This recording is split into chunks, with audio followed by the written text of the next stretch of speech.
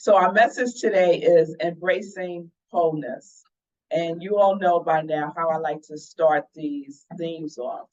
I think it's important for us to understand the vibration of words.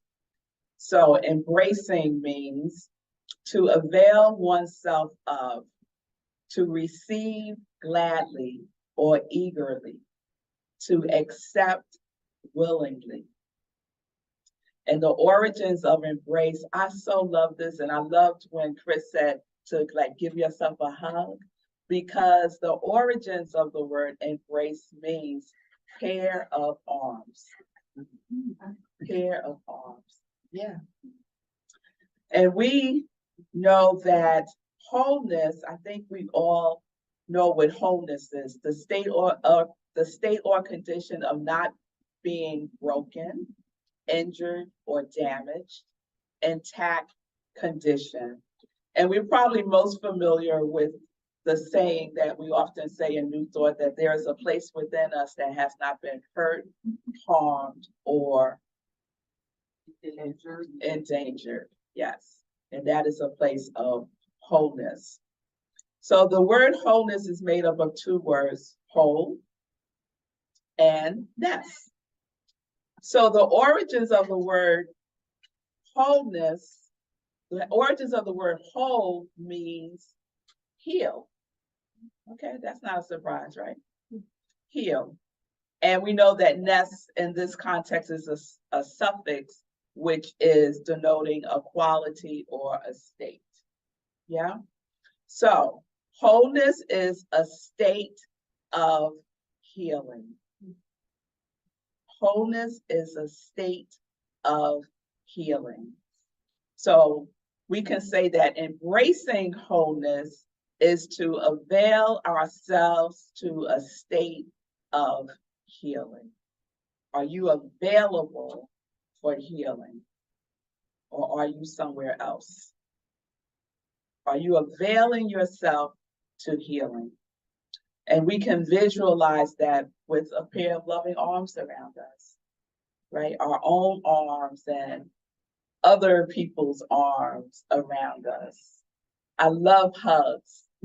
And I love people who really get into the hug, right? Because you could just exhale, right?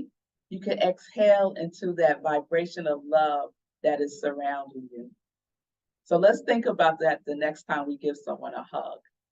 It might be the only opportunity that they may have experienced of feeling the wholeness of love surrounding them.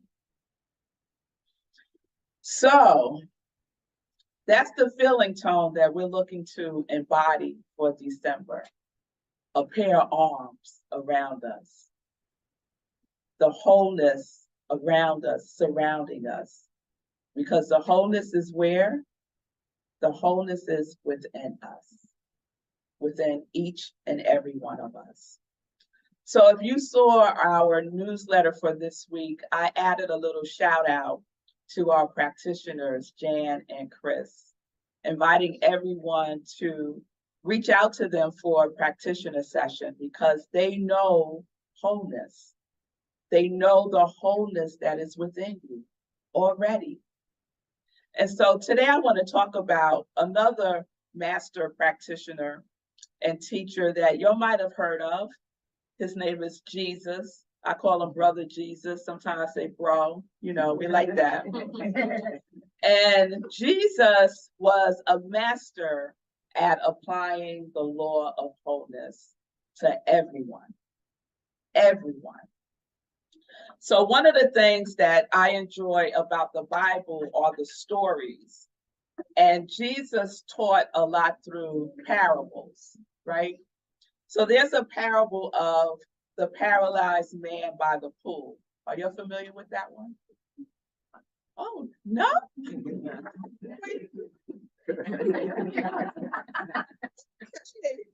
So let me tell y'all what happened. So I'm reading from St. John chapter 5, verses 2 through 14. So this is the parable of the paralyzed man by the pool. Now there was at Jerusalem a baptismal pool, which is called in Hebrew Bethesda, having 5 entrances. At these entrances, a great many sick people are lying, the blind, the lame, and the crippled. And they were waiting for the water to be stirred up. For an angel of God went down at a certain time to the baptismal pool and stirred up the water. And whoever went in first after the stirring of the water was healed of their disease. A man was there who had been sick for 38 years. In some other versions of the Bible, it says that he's been paralyzed for 38 years. Jesus saw this man lying down, and he knew that he had been waiting for a long time. So Jesus said to him, "Do you wish to be healed?" The sick man answered, saying, "Yes, my Lord, but I have no man when the water is stirred up to put me in the baptismal pool, but while I am coming, another one goes in before me." Jesus said to him, "Rise, take up your quilt and walk." And the man was healed immediately, and he got up and took up his quilt and walked. And that day was the Sabbath.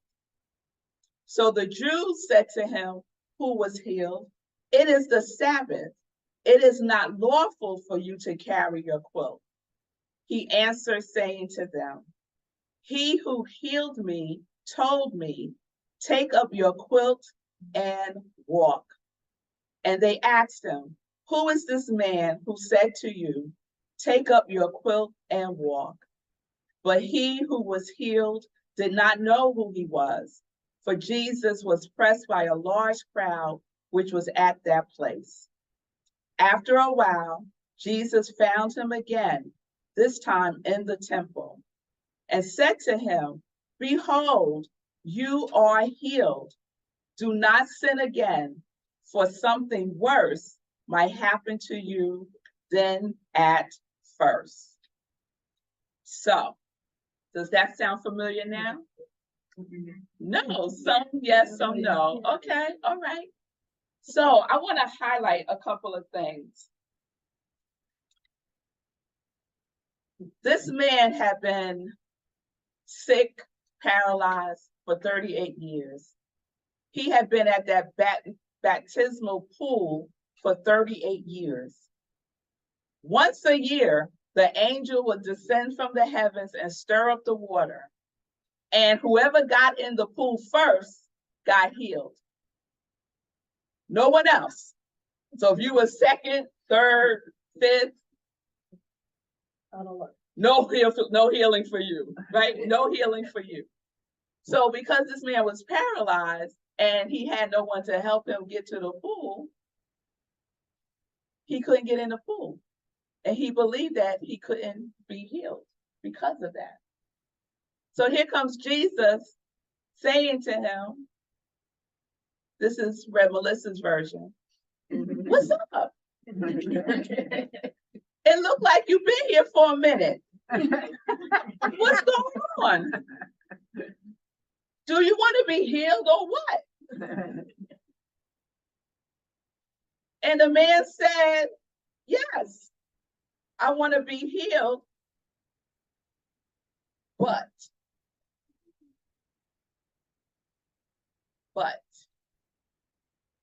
yes, I want to be healed, but," and then he went through his story. What had happened was nobody was here to help me. I have no man to help me get into the pool. And then others go in before me. And he just but all over the place. Now, I know no one in here does that. Right? Never. We decide what our life is going to be, and we go do it. But what had happened was, what she did to me, don't you know? Oh, let me tell you the story, what happened when I was 5. Let me tell you the story of what had happened to someone else that somehow is now my story that I get to share. We butt all over ourselves. When the answer, yes, is a complete sentence. No buts. That man had a quilt. Jesus told him to pick up, carry your quilt, and walk. We all got quilts that we're carrying around, right? We all got our stories. We all got the things that we feel are holding us back, keeping us paralyzed, keeping us stuck. This man was stuck for 38 years, y'all. And some of us are also. But we don't have to be. We don't have to be stuck. We can allow the healing in now, right, Rhonda? We could pick up our quilt and we could walk with it. Now, Jesus didn't say, leave that quilt there. He didn't say that. He said, carry whatever it is that you have, carry it with you, because we're going to incorporate it into the healing. Those shadow aspects of ourselves, those parts of ourselves that we don't like, those differences, Chris, right? Those things that makes us different. Don't leave it. Carry it with you, because it's all part of the healing. It's all part of the healing. So we leave no aspects of ourselves behind. Because the aspects of ourselves that we leave behind are the aspects of ourselves that need the healing. So we carry it into the wholeness. We wrap our arms around it. And we say, I see you. I know you. I love you. I am so sorry. Please forgive me. Thank you. And we say it over and over and over again. Because if we've been paralyzed for 38 years, we may need to hear it more than once. We may need to love on ourselves maybe more than once, right? If we could tell our stories, I'm sorry, y'all. If we could tell our stories 100 times, then we could love on ourselves more than once. We could forgive ourselves more than once. Yes? So no more excuses. No more buts. No more buts. We have everything that we need because we are already whole. We are already whole. So let's look at the excuses that we are making for not living in the wholeness of who we are. And let's just declare those excuses as stories. And let's declare them complete. And let's declare and write a new story. A story that is centered in the wholeness of who we are. So I want to point out another thing that happened in this parable. The healing took place on what day? Sabbath. On the Sabbath. Now, on the Sabbath, the Lord says, no work. No work, right? Now there's man's law and there's God's law. There's principle, right? So we stand in the principle of the law with a capital L. But man loves to make up laws to try to trip you up, right? So the man got healed on the Sabbath day. And the people around him was like, you done broke the law. Who healed you? Who did it? Who broke the law? You cannot carry your quilt on the Sabbath day. And the man said, I don't know who did it. Right? He just know he healed. Right? On the Sabbath. On a day where nothing is supposed to be happening. And so we get into our notion that things are supposed to happen in a certain time, in a certain way, even on a certain day. And if it doesn't, it wasn't meant to be. If it doesn't, then I guess it's not my purpose. If it doesn't, what is wrong with me? Healing happens, period. Divine, what do we believe? We talk about it all the time. Divine right order. Divine right timing. So it doesn't matter that it was on a Sabbath day, because all things are working together in divine right order, in divine right timing for our highest good. Now imagine if that man said, when Jesus said to him, carry your quilt, get up, carry your quilt, you are healed. And the man said, oh, wait a minute. Yeah, about that. It's Sabbath, so yeah, can't do that. What does that sound like? Fine. But, because but is clever. But comes in a lot of disguises. Yes? Yeah.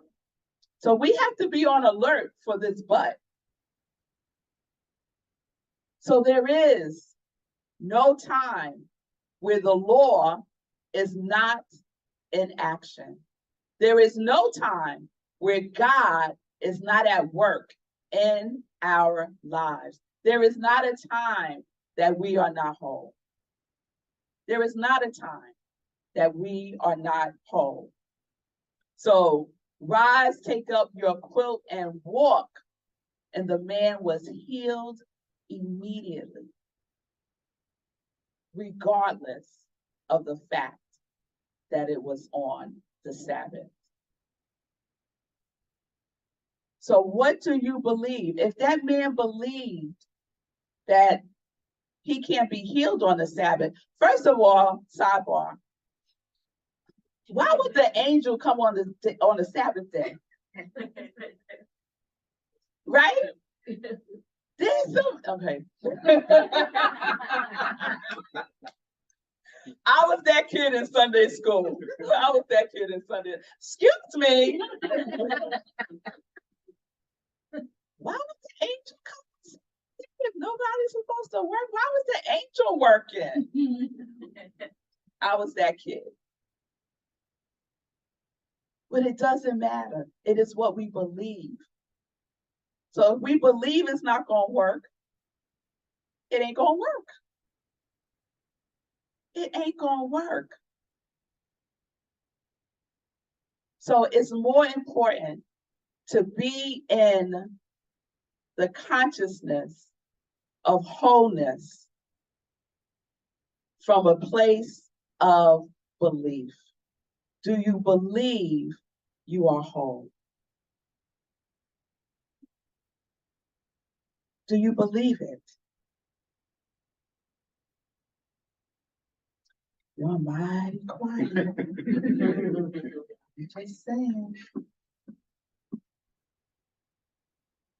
Because when it comes to healing, you have to know.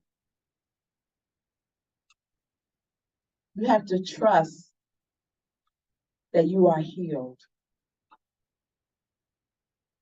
I love when I became a licensed practitioner, because part of the training is knowing that the person is whole, knowing the truth about them, no matter what their story is. And I'm telling you, when people come for prayer, they come with their stories. Can I get an amen, Kristen? Jan? Yes. But we know Jesus knew. So we can't act like we don't know when we know. And once you know, you cannot not know. That's just the way it works. You cannot not know when you know. So we know that we are whole. So let us stop behaving like we don't know. Let us stop behaving like we don't know that we are sourced by the source. No matter what our bank account says, no matter what, we are sourced by the source. Do you believe that? Yes. Yes, thank you. And guess what? The other part of that parable is Jesus sees the man again later on in the temple, right? And what does Jesus say to him? I think this might be my favorite part. Besides the fact that the man was there for 38 years.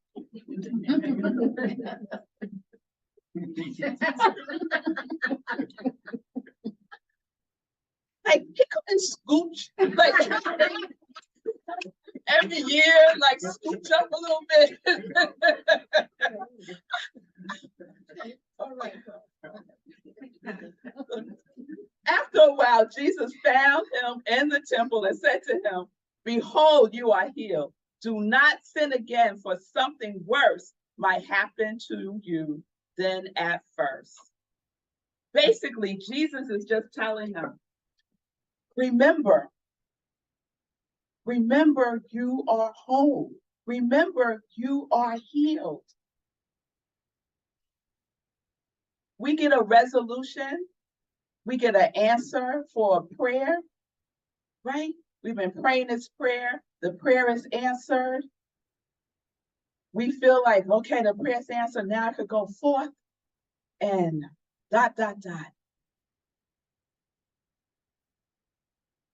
But sometimes the prayer is answered and we keep praying for the same prayer. But it's been answered. It's already been answered. You already been healed. Why are you still talking about your back hurt? You was already healed. Remember. So when we talk about sin, our teachings are sin is separation, right? Sin is simply separation. It is an error in thinking. So just the minute Jesus just telling the man, remember, because the human condition is such that you will forget. And something worse might happen. Jesus liked doing stuff like that. Yeah, you know, something worse might happen to you. Right? So we have to remember who we are. We have to remember that we are whole. And we need people around us to remind us that we are. because some of us have people around us who remind us of the butt. I only know people who are going to remind me of any butts. I need people around me who are going to remind me of wholeness, that anything is possible. I just thought about yesterday, Sekou. When I talk about people, having people around you who are going to remind you that you are whole, right? You don't want people around you who are going to come up to you while you're sitting by the pool for 38 years and sit down next to you. And be like, yeah, boy, I've been trying to get in that pool for 50 years and it ain't happened yet. And you know why? Because she hurt me. You know why? Because I don't have this degree. We don't need those people around us. Bless them from afar. Pray for them, but you don't need them in your ear. So I'm gonna give you a really quick example. I hope Sekou doesn't mind. Go ahead. So yesterday, Sekou texted me. He's like, "What you doing?" And I was out. He just said, "He's a shoot." And I was out doing a 10K. It was beautiful yesterday. Sekou hits me back. He goes, a picture of him in the bed with the covers over his head, right? Now, Sekou has made a commitment to himself that he will walk every day, at least a mile, for 410 days. That's the goal that he has set for himself. Because last year on the 409th day of him walking every day, running every day for at least a mile, he had a stroke. So he hits me up, "What you doing?" I'm out doing a 10K because of him. And he hits me back, he underneath the covers. He don't think he gonna do his walk today. Nope. And he had his butts, right? Yeah, I need to do my run, but yeah, you know, it's day 35. Day 335, but that's right. No, we ain't having it. I was not having it. And boy, I didn't even text him back. I sent him a voice message. I said, boy, if you don't get up out of that bed and go for your walk today, I'm going to have to come get you. These are the people that we need to have in our lives. The people who inspire us to do a 10K. A 10K. The people when we say, yes, I want to write a book. Yes, I want to, whatever it is, it doesn't matter. You want those people who are going to remind you to remember that you are whole. No matter what your butt is, get your butt up. So we need each other for that. Let us take inventory, not to make anybody wrong. It's not about making anybody wrong. We're not comparing ourselves to anybody. Everybody is whole. And you get to choose the energy that is going to support you in living from a place of wholeness. Because I tell you, it is a drain. It is a drain on your energy to be around the energy of but. This world, turn on the news. If they had a translation, it'll be one big but. But news. We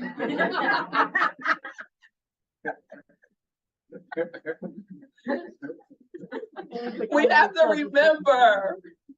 We have to remember because we forget. And it's okay. Because the more we practice remembering, the time that goes by lessens in the forgetting. We remember quicker. Wait a minute, how did I get in Buttville? Let me remember again who I am.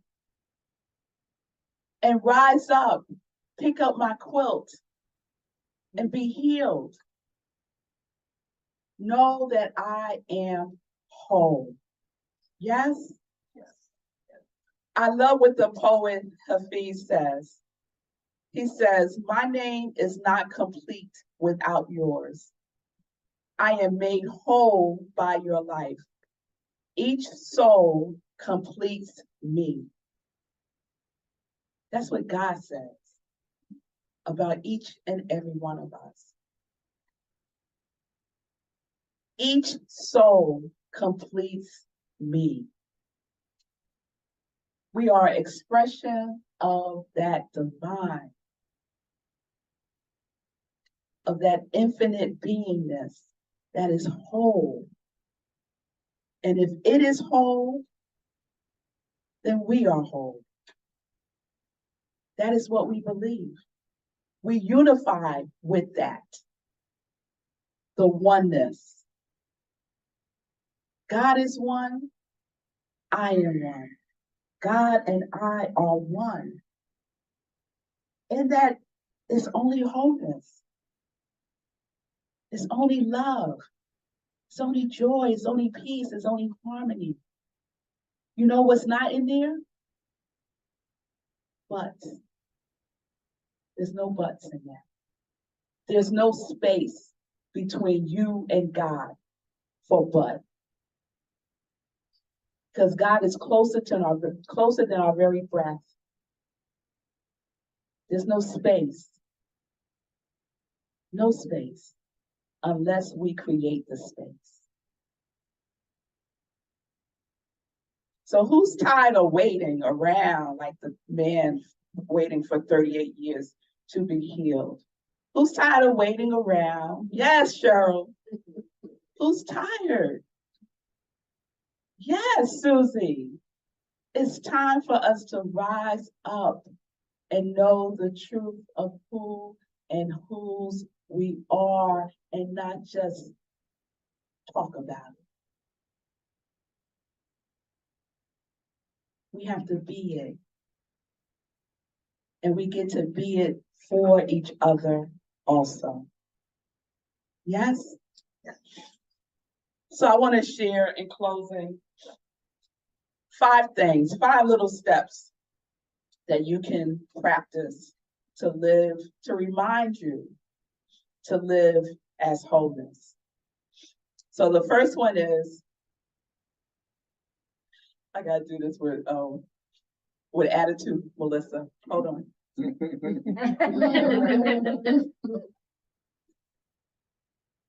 You better trust and believe. You better trust and believe that you are whole. If you got to get in the mirror and say to yourself, say, Chris, let me tell you something, girl. You better trust and believe you are whole. 2, rebuke the excuse. Rebuke it. It's a lie. It's a big old lie. Rebuke means to beat back, to beat it back. I love the visual of that. So when those butts start inching up, beat it back. No excuses. There's no excuses to accepting and being willing to be whole. No excuses. So we rebuke it. Practice remembering wholeness. I love practice. And something that I say on my show is practice makes progress. Take a baby step, right? Take a baby step. Yesterday, the story I shared, the other part of that is I belong to a walking group. And yesterday they canceled the walk because they thought it was going to rain. So they canceled the walk.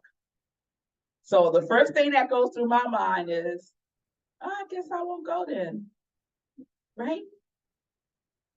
I was going to go, but they canceled the walk. And then I remembered why I'm doing this. I'm doing this because I love my body. That's why I'm doing it. I'm not doing it to be a part of a group. It's great support. But I'm doing it because I love my body. It's a way for me to demonstrate my wholeness, right? So we get to practice remembering our wholeness when stuff comes up. Sekou got to come up from out under the covers. That's one baby step, right? Come out from under the covers. Baby step number 2, put your sneakers on. Step number 3, get out the door, right? And then once we're out there, guess what? We're in it. We are in it. Who has had that experience? You talk yourself out of it, then you talk yourself in it, and then you're in it, and it's like, what was I thinking? This is cool. Right? Day 336, done. So practice remembering your wholeness. And Ernest Holmes puts it this way. If one would take time, once a day at least, to let go of all that is not true and lay hold of reality with a capital R, let go of doubt, distrust, worry, condemnation, and fear, and lay hold of life in its expression of beauty, truth, and wholeness, their mental congestion would be healed. If one would take the time, it doesn't take a lot of time, y'all. Take a breath.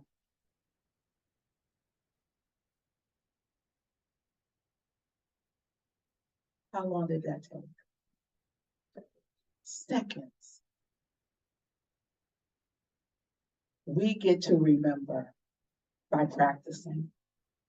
And then the last one is treat and move your feet. Right? We're all familiar with that in New York. Ernest Holmes says, treat and move your feet.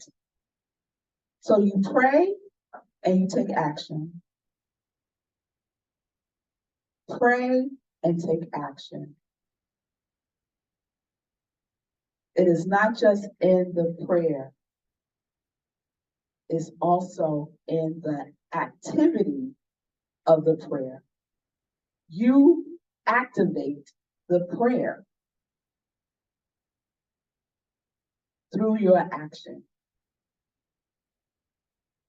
So let us stop waiting and let's start trusting our process by taking action. So I'm going to ask one more time. Are you willing to embrace your wholeness now? Yes. Yes. All right. So if you're ready, stand up.